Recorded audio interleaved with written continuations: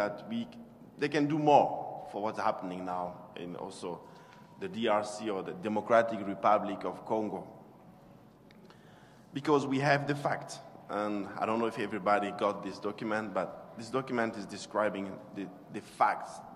We can't deny those facts, and things are happening right now. One of them is, we know that Canadian companies and mining companies have their interest in Congo, in the DRC, the Democratic Republic of Congo. They have their interest there. And those companies are still operating in Congo. They're operating in Congo.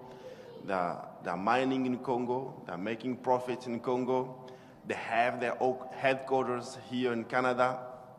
But what is their position compared towards the things that are happening in Congo? So we would like to know what is their position. What is the government telling them? What is the government saying towards those companies or the things that are happening in Congo? They're exploiting tons of minerals on the lands shaken by fight and conflict, and people moving from one place to the other place. But those companies, they stay there. And what are they doing? As I was sharing with my friends on the other side, those companies are exploiting minerals in Congo, and those minerals don't benefit the population there in Congo. Those companies are working in places where children are being used as workers on those areas. So this, we think that is something we have to denounce. We cannot support that. It cannot continue forever. Some countries, neighboring countries of Congo, have become the first exports of the minerals that are in Congo. And those companies are dealing with the neighboring countries that are exploiting the minerals in Congo, where those countries don't have even those minerals. So what is the position? We think that they're exploiting the Congo without benefiting the population in Congo. And the government seems to be indifferent towards that. They don't have a solid and firm position towards that. We believe that, or we think, and it's up to you to judge, but we think our impression here is that the government has a double standard. And double standard towards the thing that's happening. We can remember that the government boycotted the Commonwealth Summit that's happening in Sri Lanka because of the lack of human rights and the lack of reconciliation in those countries.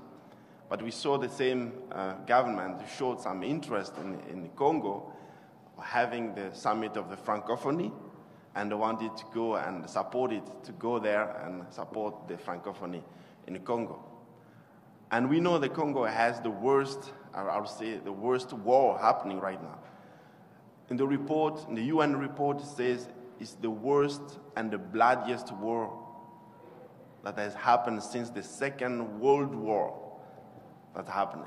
Think about it. It's not the war in Iraq. It's not the war in Ukraine. It's not the war in Afghanistan. It's not the war in Syria, although our hearts are hurt by the things that we see, the things that we watch on the media. But the worst war that has happened since the Second World War is the war that's happening right now in Congo. And we think that war doesn't even include the Congolese. It's external forces coming and working and fighting in our countries. But what has happened? What are the media saying about it? What's happening in the worst war that's happened since the Second World War? Nothing's being said. Not too much being said. It's something that has been forgotten, something that has not been put in the attention of the people. What's the position of the government towards that? Nothing seems to be mentioned, and people are just being unaware and indifferent. I think now it's time maybe that we start bringing that to the attention of the people that something has to stop. Something has to stop. The government cannot continue, I think. I'm not a politician once again, but I think it cannot continue to give a red carpet to neighboring countries that are invading another sovereign country, exploiting the minerals, like I said at the beginning, where they don't have those minerals, but they become the first export of the minerals that they don't have. I think the government needs to have a solid stand towards those things.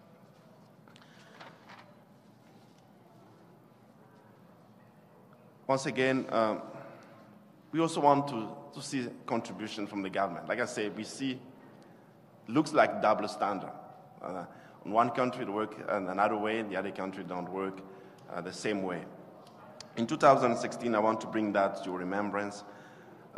Canada contributed more than $1 billion to international effort for Syria, whereby only 200, I'm not saying only to minimize it or to belittle it, but I just want to bring to your attention this.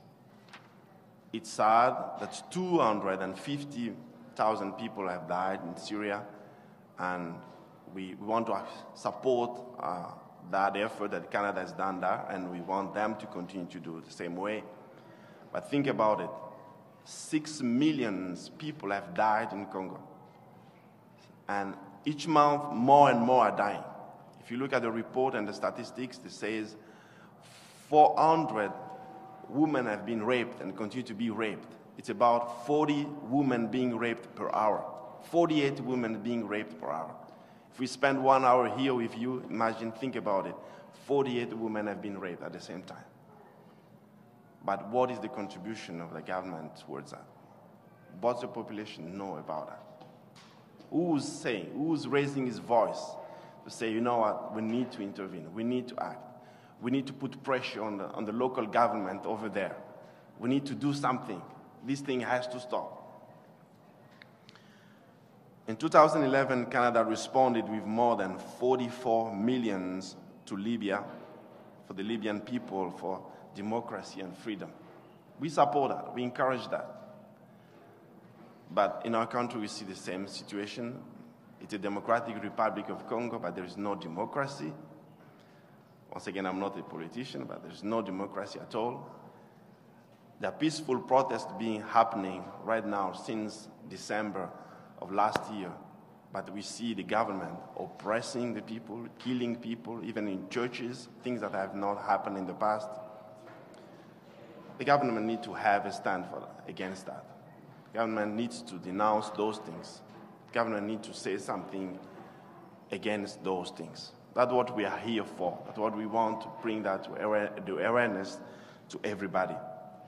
The government at that time said, even in 2011, even if military intervention was necessary for Libya, they could intervene. People could die, but they could intervene. They intervene, actually, but we think for the Congo, nothing is being done. I'm not supporting military intervention, but I'm just saying, put the level. We cannot have the same weight, but to have two measures and react a different way. I'll give more time for questions, and people have questions, and to go more. But as a conclusion, what we want to say is, as Canadians and permanent resident in Canada, we are paying taxes, we are contributing, but I think it's the same taxes, the money we are contributing, that's being used for other countries. I think we can also use the same thing for the purpose to help the situation in Congo. What are we asking for the people, for the average Canadian, average population? I think it's an opportunity to put pressure on the government or on mainstream media to try to put the awareness to people, to try to say, no, something has to change. Something has to change to improve the life of the people. We are benefiting from the minerals from that country, but the people from that country continue to suffer. Something needs to change. The UN mission, we know that we have the UN mission in Congo, almost 26,000 personnel over there. They have to intervene in the situations where civilians are being killed, and Canadian is also supporting that. But we know that they don't report, they don't intervene. People being killed while they're watching, they're looking at it, and nothing being happened. I think the Canadian government can do something to intervene and put pressure so those things, atrocities and killings and raping, stop. And the message that if I want to convey a message with you, I will read what we said in the document that I gave to you there. Is in French they say, "Qui ne dit mot consent."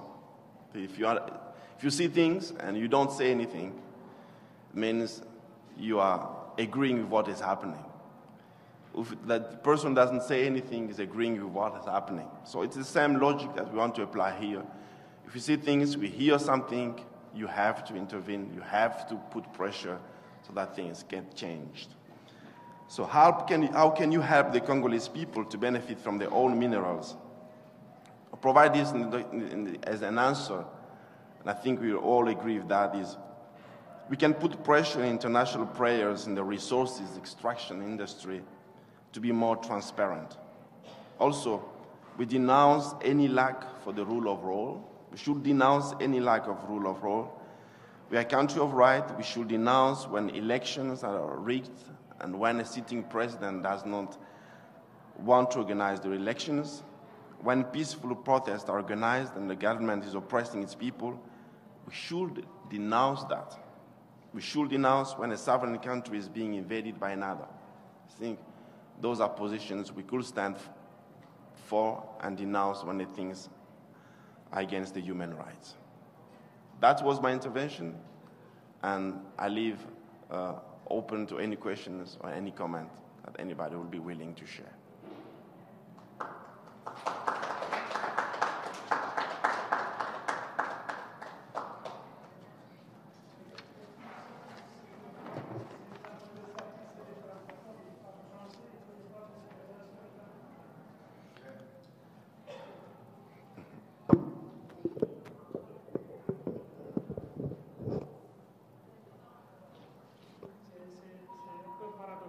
Vous ne trouvez pas? Nous parlons de la République démocratique du Congo, non dans une enceinte francophone, ici à la Rotonde.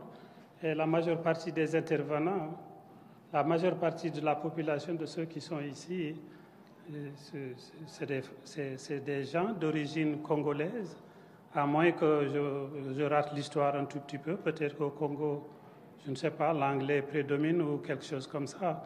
Mais s'adressant à une population francophone, je pense que ce serait très apprécié et puis de faire cette diffusion-là en français. Et puis ça permet une compréhension parce qu'il y a certains ici, des gens comme moi, qui ont peur de parler anglais pour ne pas rendre les gens malades à cause que mon anglais est pourri. Alors j'aurais juste souhaité que ça se passe en français pour pouvoir me permettre de mieux comprendre, de mieux saisir les enjeux et en ce moment-là, voir ensemble, parce que c'est un problème qui concerne le Congo, mais c'est un problème d'une dimension qui dépasse les frontières du Congo. Ce problème, si on extrapole, on peut le retrouver dans n'importe quel autre pays situé entre les tropiques. Alors, je pense que c'est une cause que tout le monde doit avoir à cœur et puis ça nous permettra ensemble aujourd'hui de pouvoir baliser, de pouvoir trouver des voies qui vont nous amener à un avenir meilleur. Je vous remercie. Mon nom est Mohamed Sall, je suis le président de la communauté sénégalaise d'Edmondson Society.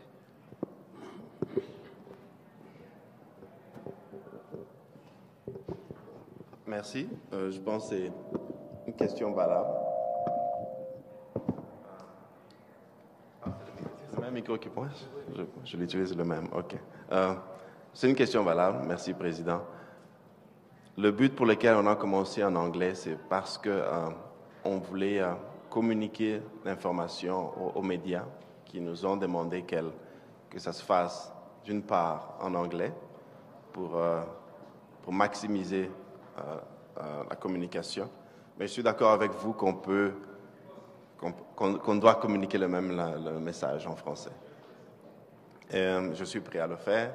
Si vous avez, disons, si la majorité est d'accord, je suis prêt à le faire encore en français. Donc, comme je le disais, pour certains, ce sera une répétition, pour ceux qui ont compris. Donc, le but ici, c'est pour conscientiser et pour montrer qu'il y a de vrais problèmes au Congo. Des vrais problèmes au Congo, on ne peut pas rester silencieux par rapport à ces vrais problèmes au Congo. On voit qu'il y a un double standard, 2 poids, 2 mesures par rapport au gouvernement. C'est notre impression. Par rapport aux faits qu'on voit, par rapport aux réalités qu'on voit, c'est pourquoi on voulait soulever ça par rapport aux médias. On voit que les médias parlent de moins en moins par rapport au Congo. Le média montre les problèmes du Congo comme si c'est un problème juste interne, un problème mineur, alors que c'est l'une des catastrophes ou des atrocités les plus graves depuis la Deuxième Guerre mondiale, ce qui se passe au Congo. On voit que les interventions et les guerres qui sont au Congo ne sont pas nécessairement suscitées par les tribus locales, c'est plus les forces externes qui viennent envahir le Congo parce qu'ils ont leurs propres intérêts. On voit que les pays voisins du Congo exportent les minéraux du Congo, alors qu'ils n'ont pas ces gisements de minéraux, mais ils sont des premiers exportateurs de certains minéraux qui sont uniquement au Congo. Donc ça porte la question comment cela peut se faire.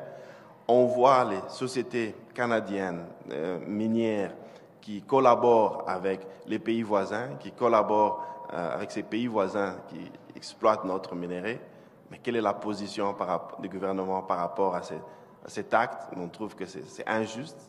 Ce sont des choses qu'on a relevées par rapport à cet exposé.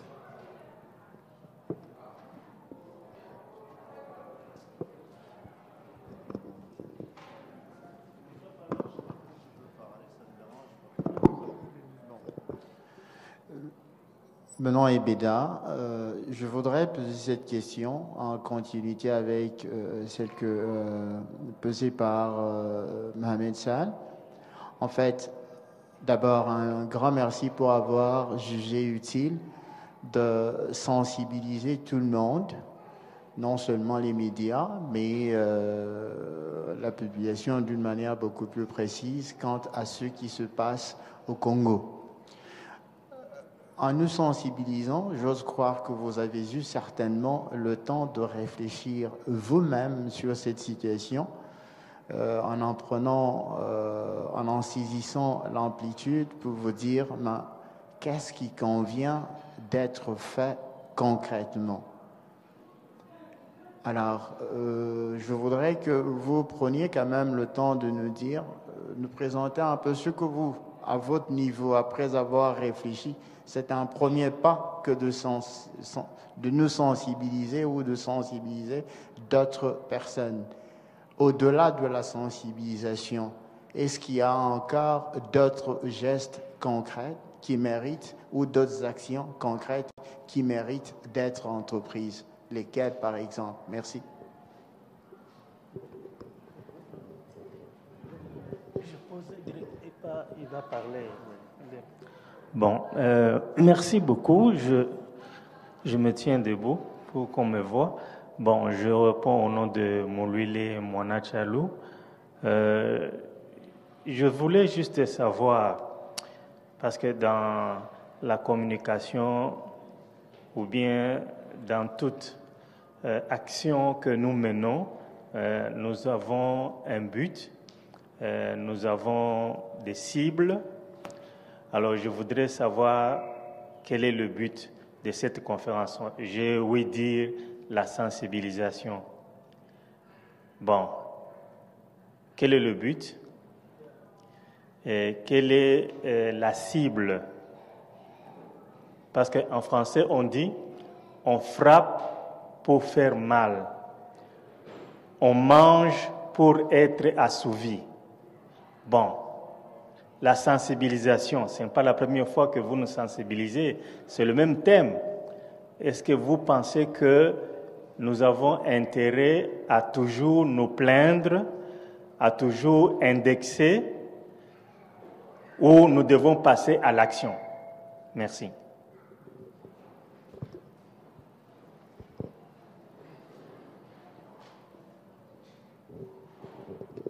Merci, ce sont des très bonnes questions. Je vais juste dire que je ne suis pas le seul qui peut répondre à ces questions. Le débat est ouvert, chacun peut donner ses suggestions, chacun peut répondre. Mais je vais donner la réponse première et puis les autres peuvent compléter. Le but, c'est, je pense qu'il faut aller à l'action. Je suis d'accord avec vous. Sensibiliser, mais aussi sensibiliser pour aller à l'action et arriver à atteindre un certain but. Pour nous qui sommes ici, nous pensons que le premier but, nous voulons rencontrer le Premier ministre, nous voulons exposer le problème, nous voulons aussi les sensibiliser à son niveau, voir ce que lui aussi peut faire. Mais à notre niveau, je pense aussi que nous devons agir. en tant que population africaine, en tant que population congolaise, en tant que population canadienne, nous pouvons faire pression sur les gouvernements, nous pouvons faire pression sur ceux qui votent, nous pouvons faire pression pour que les choses changent. Nous avons notre opinion, j'ai mon opinion, nous avons chacun son opinion diverse, mais mon opinion est aussi est comme celle-ci. Je pense que les problèmes qui sont au Congo ne sont pas seulement les problèmes internes. Je pense, une part, ce sont des problèmes externes. Et beaucoup des gens le partagent. Les faits qui sont sur place le partagent. Comme je l'ai dit, ce sont des intérêts. Les gens ont leurs intérêts sur le Congo. Les gens viennent et ils pillent les minéraux du Congo. Ces gens qui pillent, ou les sociétés qui pillent, ou le gouvernement qui pille, sont des gouvernements extérieurs. Donc, si nous, de l'extérieur, on fait pression, je pense que c'est une action positive qu'on peut essayer d'atteindre pour que les choses changent à notre niveau. Bien sûr, il y a des problèmes aussi internes qu'on peut essayer de changer, mais je pense à notre niveau, nous pouvons faire pression pour que l'attitude des gouvernements externes, l'attitude des compagnies externes, l'attitude de ceux qui exploitent le pays de l'extérieur doit changer.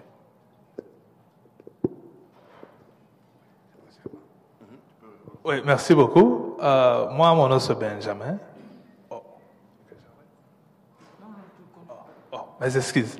Bon, moi, mon nom c'est Benjamin. Je voulais aussi tout simplement ajouter à ce que monsieur le modérateur a dit à propos des deux questions qui étaient posées précédemment. Donc, le problème est que la problématique du Congo est un peu trop complexe.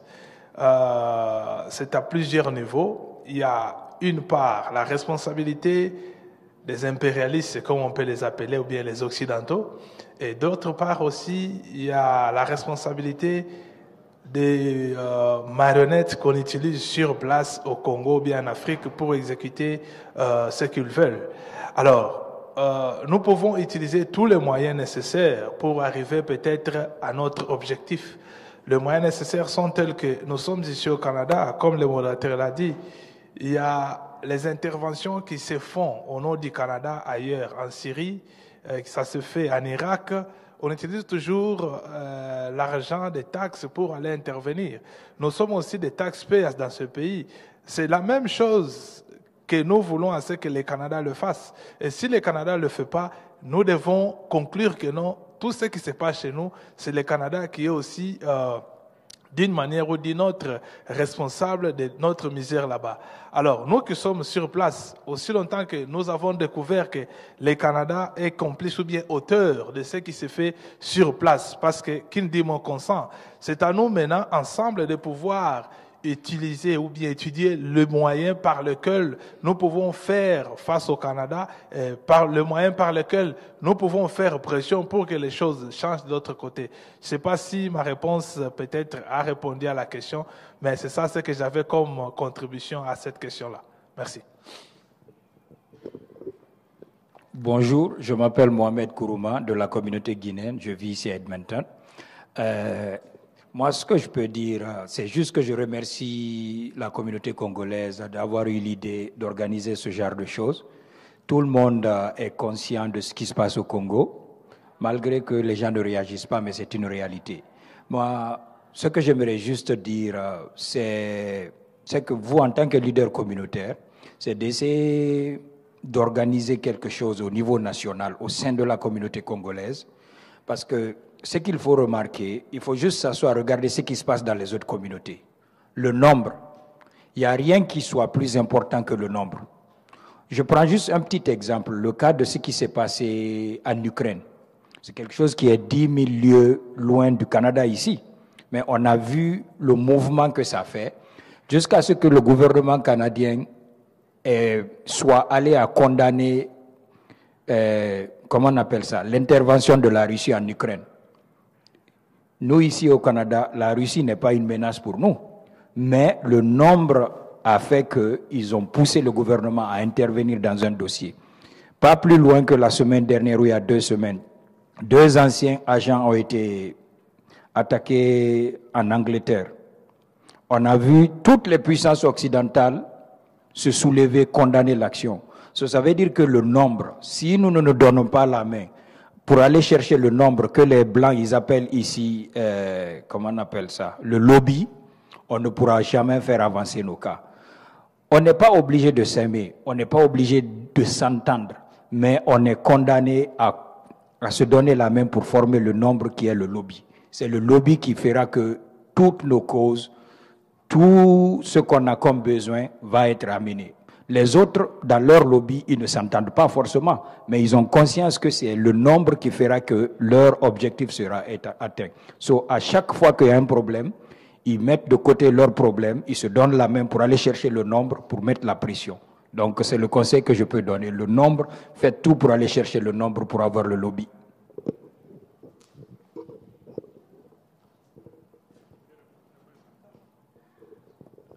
Alors, moi, je suis M. Mwamba. Tout d'abord, mes félicitations et vraiment courage pour cette action. J'ai deux questions. La première question est celle-ci. Croyez-vous, vous avez... Oh, comme ça? Proche, ok. Ça va? On peut m'écouter? Ok.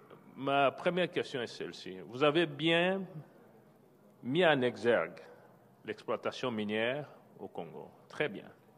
Est-ce que vous croyez, si l'Occident arrête d'exploiter les minéraux au Congo, tout va aller bien au Congo? Ça, c'est ma première question.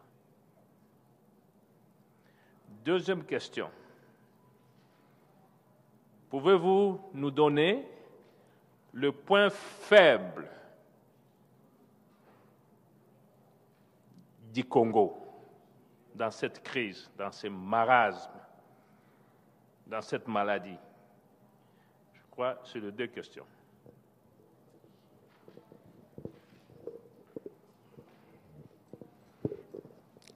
Merci, je vous félicite pour ce que vous avez fait. Je ne pense pas que vous avez des responsabilités personnelles pour ce qui se passe au Congo. Et des questions qu'on doit poser, on ne doit pas poser des questions à vous personnellement, car vous n'êtes ni ministre du gouvernement congolais, vous n'êtes ni le porte-parole de sociétés minières occidentales qui font ce qu'ils font au Congo. Vous n'êtes qu'un Congolais qui est venu en train de chercher à sensibiliser les Congolais afin de se faire entendre auprès de ceux qui sont au pouvoir aujourd'hui. C'est clair que moi, je ne prendrai pas la responsabilité directe, je ne jetterai pas la pierre sur le gouvernement canadien, car ce n'est pas le gouvernement canadien qui va envoyer ses agents au Congo pour aller maltraiter et voler nos minéraux. C'est clair que nous avons vu comment est-ce que l'ONU est venue avec un concept hypocrite qui dit il ne faut pas acheter les matières premières du sang, les minéraux de sang. Mais en même temps, qu'est-ce qu'on a écrit? On a permis, en complicité, toujours avec les organisations minières et financières internationales, que j'ai toujours appelées la mafiosie internationale, ils se sont entendus avec le pays voisin du Congo pour créer des comptoirs afin qu'eux là aient acheté ou prendre, faire exploiter les minéraux de sang et qu'ils amènent ces minéraux chez eux. Et ainsi, pour se donner une bonne conscience devant le monde, les compagnies minières dans leur mafia, ils vont acheter ces matières premières auprès de ce pays, dont certains, par exemple, je n'ai pas honte de le dire, le Rwanda est aujourd'hui devenu un premier producteur du coltan. Vous savez bien qu'il n'a pas de coltan, il n'a pas d'or. Il a été troisième producteur d'or et des diamants alors qu'il n'a pas d'or, il n'a pas de diamants chez lui. On sait d'où est-ce que ça vient, c'est toute cette hypocrisie-là. Alors, ce que je pense que la contribution de nous qui sommes victimes, nous pouvons être beaux devenir des Canadiens ici, mais notre cœur bat toujours au sang du Congo. Tout ce qui se passe au Congo nous concerne. Pour preuve, quand nous allons dans la plupart de nos foyers, nous mangeons congolais, nos enfants portent le nom congolais, c'est la musique congolaise. Ça veut dire qu'en nous, qu'on le veuille ou pas, les sangs est congolais, nous ne pouvons pas ignorer ce qui se passe au Congo. Alors ce que nous devons faire est qu'il faut nous sensibiliser, même si nous ne nous aimons pas beaucoup, mais nous avons ici un intérêt commun. Qu'est-ce qu'il faut faire? Il y a la loi du nombre, comme on l'a dit. Nous devons nous mettre ensemble. Nous pouvons arriver auprès de l'électeur qui est ici. Il y a des organisations, il y a des groupes d'autopression. Nous devons nous faire entendre. Et surtout aussi que nous sommes ici, Congolais, nous sommes aussi une force parmi le corps électoral. Arrivons auprès de nos députés, crions fort. C'est comme ça qu'on peut se faire entendre. nous pouvons beau dire, c'est pas le gouvernement canadien, il est là pour servir ses intérêts, pour être sûr qu'il y a ici, on a créé de l'emploi ici pour tous les Canadiens, dont nous aussi nous sommes en train de profiter. Ce n'est pas au Premier ministre de dire non, mais regardez quand tu vas par exemple en Chine, il va avec toute une délégation de gens. C'est pour que ces gens-là aillent créer de l'emploi et qu'il y ait des répercussions sur le Congo, qu'il y ait des répercussions au Canada. Et qu'est-ce que nous pouvons faire maintenant pour pouvoir attaquer ces compagnies-là? La première des choses, si nous avons de preuves que telle compagnie coopère avec telle autre organisation qui se trouve en Ouganda ou au Rwanda et qui est le bras long de ce qui est en train de se faire au Congo et que nous avons de preuves, ce n'est pas difficile. Allez en cours ici avec des preuves. Si vous avez des preuves contre telle compagnie qui a contribué à faire tuer les gens au Congo, à prendre des choses par des rebelles, essayons, inquiétez-le, même si nous ne gagnons pas. Mais quand même, rien que parce que la presse va commencer à en parler, ça peut commencer à sensibiliser les gens. Le combat est long. Ce que le Congo est en train de vivre aujourd'hui, ça ne commence pas depuis aujourd'hui. C'est depuis le Léopold II. Ça continue avec la colonisation. On a fait semblant de donner aux Africains, dont entre autres le Congo, une espèce d'indépendance, mais qui n'est pas réelle. Alors, quand nous sommes comme maintenant, notre Congo est très faible à cause de la duplicité, de l'incompétence et de la médiocrité de la classe qui est en train de gouverner aujourd'hui, c'est que le Congo est devenu un géant, un pays, tout simplement sur le plan géographique. Mais en tant qu'État, nous n'existons pas. Je vous dis, même un petit pays peut venir attaquer le Congo et battre tout. Nous n'avons rien, nous n'avons pas un État. L'État est mort, l'État n'existe pas là. Nous n'avons pas d'État. En fait, à ma honte, là, nous sommes devant la presse, il n'y a pas d'État congolais, nous n'avons rien au Congo. C'est seulement un territoire qui est resté pour des raisons, des raisons historiques, un État. L'État est mort et ceux qui sont à la tête se sont transformés en complices de bandits internationaux qui sont lancés pour s'enrichir et appauvrir la population. Donc, faisons tout ce qu'il faut aussi pour commencer à faire de pression sur les députés, commençons à faire du bruit dans les églises. Dans les églises, c'est bon de parler du ciel, mais Dieu nous a donné la responsabilité sur la terre. Nous devons dominer la terre, être heureux sur la terre. Nous ne savons pas gérer ce que Dieu nous a donné sur la terre. Nous sommes en train de regarder seulement le ciel. Dieu nous posera des questions. Qu'est-ce que vous avez fait de ce que le Congo que je vous avais donné? C'est un peu ça que je suis en train de dire. En tout cas, je suis intervenu non pas pour vous poser des questions. Moi, je vous félicite. Et je soutiens que vous n'avez aucune responsabilité par rapport à ce qui se passe au Congo. Vous n'avez pas de responsabilité quant à ce que la communauté aussi ne fait rien. Mais c'est un des efforts que vous êtes en train de mener pour que petit à petit nous nous conscientisions et enfin qu'on soit responsable. Merci.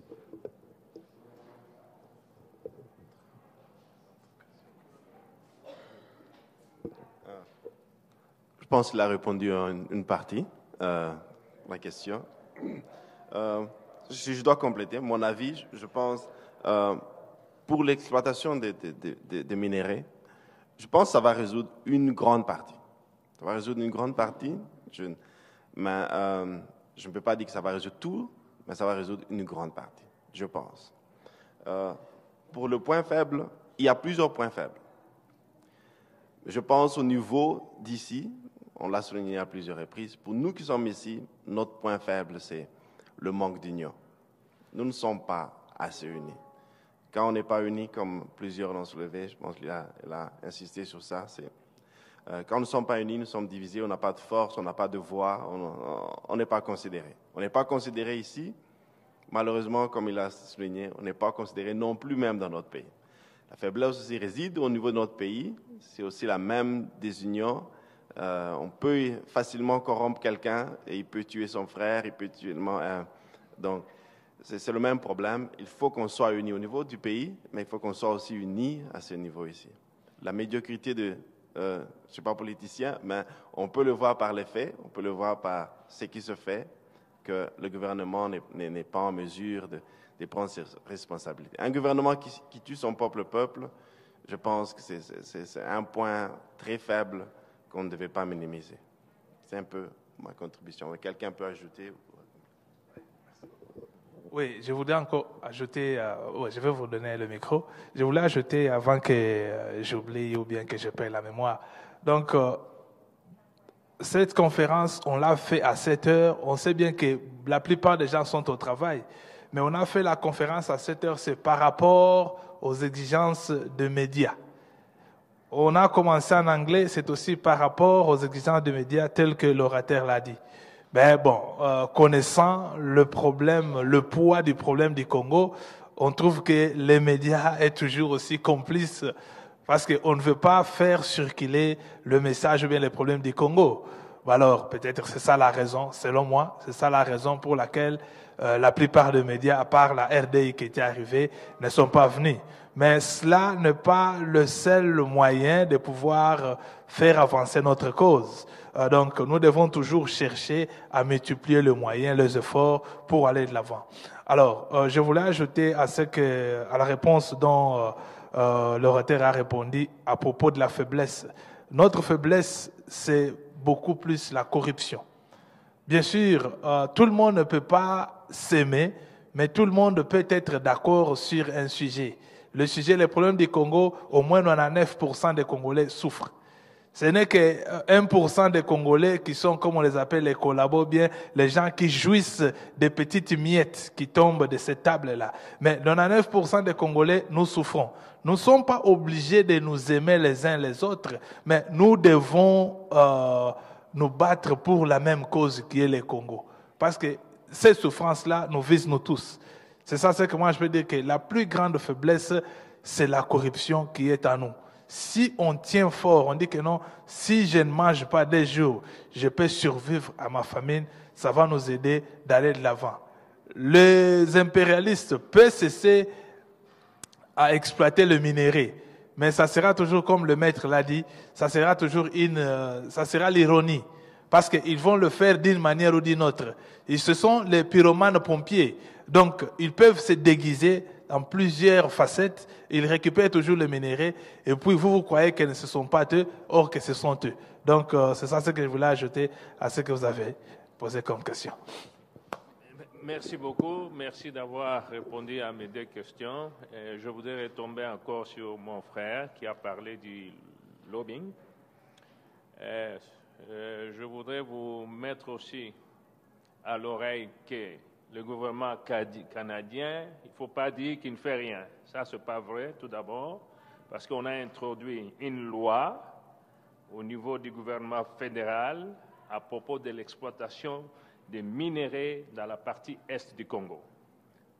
On a la référence, que je vais vous demander d'aller tomber sur ce point encore. On a la référence. Deuxièmement, il y a ici, à Alberta législative, je m'excuse un peu de l'expression anglaise, à l'Assemblée ici du gouvernement d'Alberta, nous avons une loi qui a été votée sur la violence et des crimes commis au Congo. Donc, il ne faut pas qu'on accuse toujours l'Occident. Moi, je pense que le sérieux problème, c'est les Congolais lui-même, tout d'abord. La grande maladie, c'est le Congo. Je crois que, vous vous appelez encore comment? Kandola a bien souligné ça. Nous avons le sang congolais et nous vivrons toujours par les intérêts. Le Canada va vivre toujours par les intérêts. Il va chercher par tous les moyens où il peut avoir de l'argent. Mais tout dépend de nous-mêmes, Congolais, ce que nous voulons faire de notre pays. Tant qu'il n'y aura pas du sérieux, la conscience, arrêter la corruption, il y aura toujours l'exploitation. Donc, moi, je vais vous demander de rentrer auprès, d'aller chercher cette loi qui a été votée, parce que quelqu'un a souligné ici de l'Ukraine, je crois que c'est toujours vous, et c'est lui.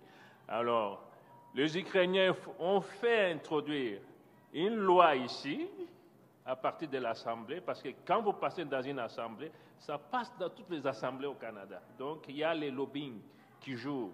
Alors, on a pu intervenir. Donc, c'est bien de parler, c'est bien de faire des conférences. Moi, je crois qu'il faut... Oh, je m'excuse. Qu'il faut aller encore et voir. Cessons un peu d'accuser, beaucoup le Canada, mais cherchons à nous traiter nous-mêmes tout d'abord. Et les portes seront ouvertes. Je pense que c'est ça, dans ce sens-là.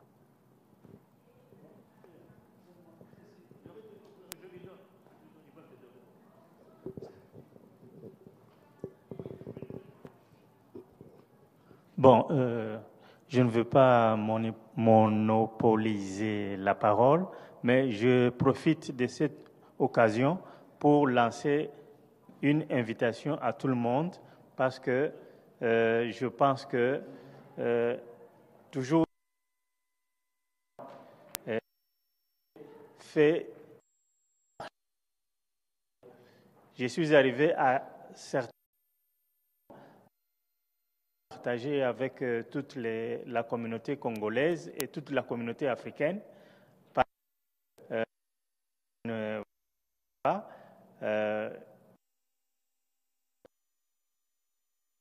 me fait pas, je ne suis pas politique. Mais la politique, on n'est pas politicien parce que on existe. Être politicien, tu as amené politicien, citoyen, politicien, mais la politique, c'est une profession. Les gens qui font la politique ici au Canada, ils n'ont pas été tous à l'université pour apprendre la politique. C'est tout simplement un art de gouverner la cité. Alors, j'aimerais profiter de cette occasion pour lancer une invitation solennelle à tout le monde le 30 mars. De 12h à 17h, je serai ici pour répondre à vos questions au sujet de ce projet-là que je vais mettre en place pour sauver le Congo. Alors, je vais projeter des vidéos et au besoin, je peux exposer quelques objets d'art, mais ça sera une exposition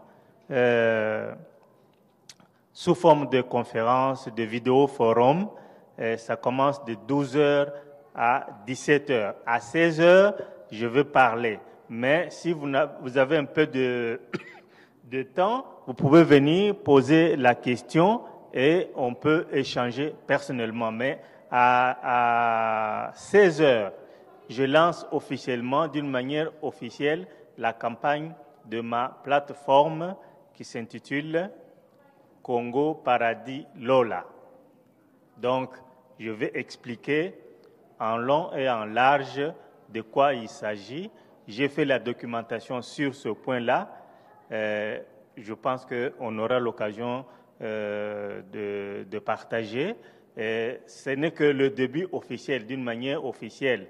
Mais à partir du 30, ça sera vraiment le grand travail de sensibilisation, de mobilisation, avant que je ne descende personnellement au Congo.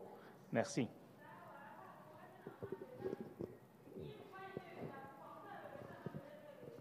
Oui, merci.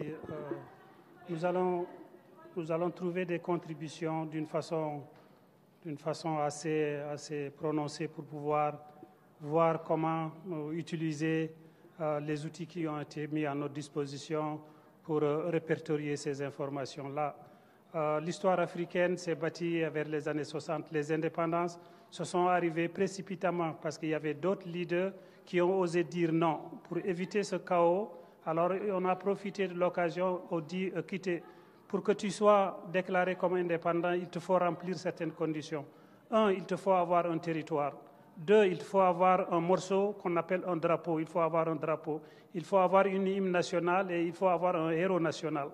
Et comme ça s'est fait dans un court et laps de temps, il fallait trouver ces éléments-là. Une fois maintenant que ces éléments sont réunis, on peut déclarer que vous êtes un pays souverain et indépendant. Il y a même une loi au niveau des Nations Unies qui a été reprise par l'Organisation de l'Unité africaine de l'époque vers les années 63, qu'un pays peut se déclarer authentique en se référant avec les frontières héritées de la colonisation. C'est ce qui fait qu'aujourd'hui, les frontières ont été tracées arbitrairement. Alors, mais on vit avec. C'est pas ça. Parler du Congo, c'est prétentieux de ma part, mais si je me réfère aux autres continents, aux autres pays africains qui ont les mêmes sensibilités que le Congo, on peut dire que cette vulnérabilité de nos pays se base sur l'analphabétisme, sur l'ignorance. Généralement, c'est la source de corruption, c'est la source de tous nos maux, c'est l'ignorance. On nous a pas enseigné en lingala On ne nous a pas enseigné en Fulani, on ne nous a pas enseigné en d'autres langues, on nous a enseigné en anglais et en français. Pour que tu réussisses dans ces cas-là, il te faut faire 25 ans si tu n'as pas redoublé. Si tu redoubles, ça va aller dans les 30 ans. Et si tu rengages dans cet engrenage, tu vas te déraciner. Tu vas perdre tes racines. Avec 30 ans, tu vis dans ce milieu-là, tu perds tes racines définitivement et tu deviens une noix de coco. La noix de coco, elle est brune par dehors, mais elle est blanche à l'intérieur. C'est le problème qu'on a actuellement dans nos pays. Alors, ici, au niveau de l'Occident, les Occidentaux, toujours dans le cadre de l'histoire, en 1945, la Société des Nations est devenue l'ONU aujourd'hui. Et tout ce qu'ils ont gravité autour de l'ONU n'est là que pour défendre leurs intérêts. Vous pouvez voir l'UNESCO, vous pouvez voir la SNUSET, vous pouvez voir l'Organisation mondiale de la santé. Toutes ces organisations, dans le domaine de l'éducation, toutes ces organisations, elles ont été conçues et pensées pour défendre juste l'intérêt de l'occidental. Alors nous qui sommes venus aussi maintenant, nous savons danser sur les deux tambours. On comprend ce qui se passe ici, on comprend ce qui se passe, les réalités de nos pays. La sensibilité de l'Occident, c'est la femme et l'enfant. Leur talon d'Achille, c'est là-bas. Tu peux dire tous les discours du monde. Si tu n'as pas tenu compte de ces deux éléments-là, oublie ça. Et le deuxième élément, c'est la société civile. La société civile s'est organisée d'une façon, s'il y a eu des changements qui ont été opérés dans le monde occidental, c'est grâce à la société civile. La pilule, quand elle est arrivée ici, c'est la société civile qui a pris ça pour séparer l'Église de l'État. Et après, plus tard, des années plus tard, le mouvement féministe sont entrés, la guerre est venue, ainsi de suite, pour ne pas prolonger. Mais nous, ici, en tant qu'organisation ou en tant que peuple, on est ici, on peut utiliser ces événements-là, on peut utiliser la société civile. Les élections, pour un politicien, 6 mois, c'est l'enfer. Les élections s'en viennent en 2019. En 2019, il faut saisir d'ici 2019, d'ici ces élections.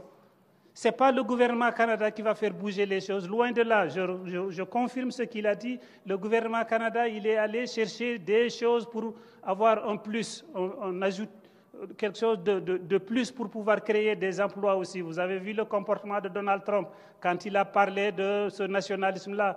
Tout le monde, ici au niveau du Canada, on a paniqué.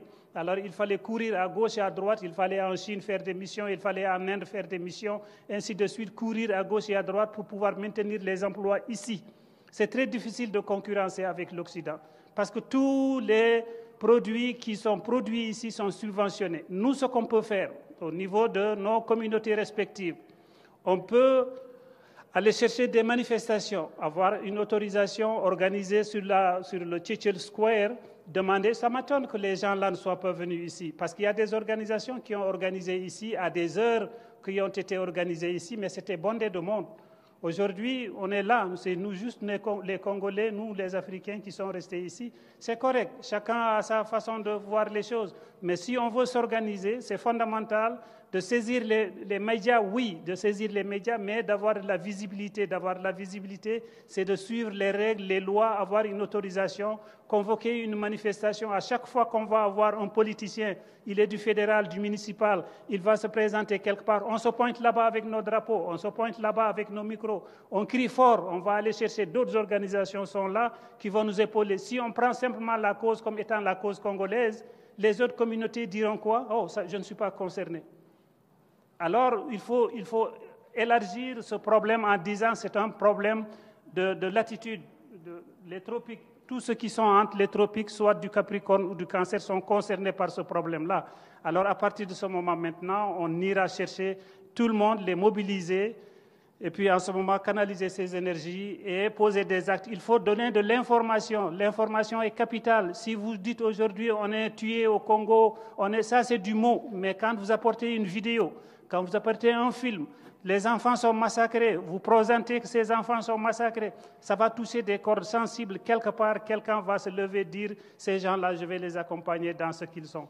Alors, je pense que c'est de cette façon, il y en a peut-être d'autres, mais il y a de cette façon-là qui nous permettra de pouvoir passer à travers ça. Je me remercie. Merci beaucoup.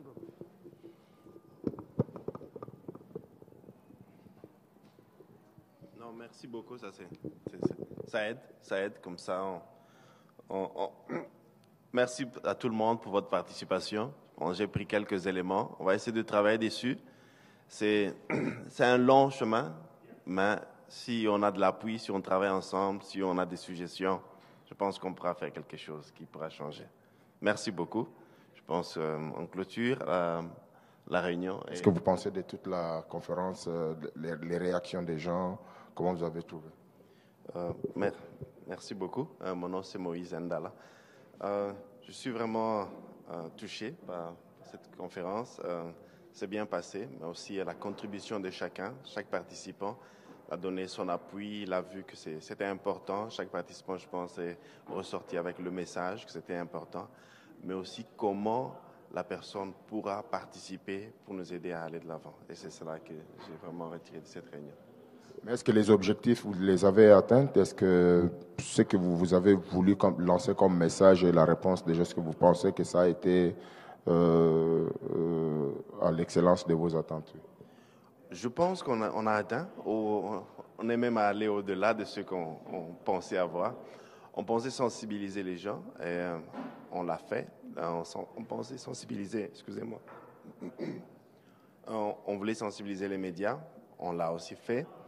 On voulait la participation des gens pour voir comment atteindre, comment on peut faire pression sur les gens d'influence. Et on a eu ces suggestions. On va travailler dessus et c'est ce qu'on voulait avoir. Je pense qu'on a atteint définitivement. Alors, j'ai entendu beaucoup de gens parler de la maladie du Congo et il y en avait plusieurs, mais il y en avait une où on parlait du manque de l'unité.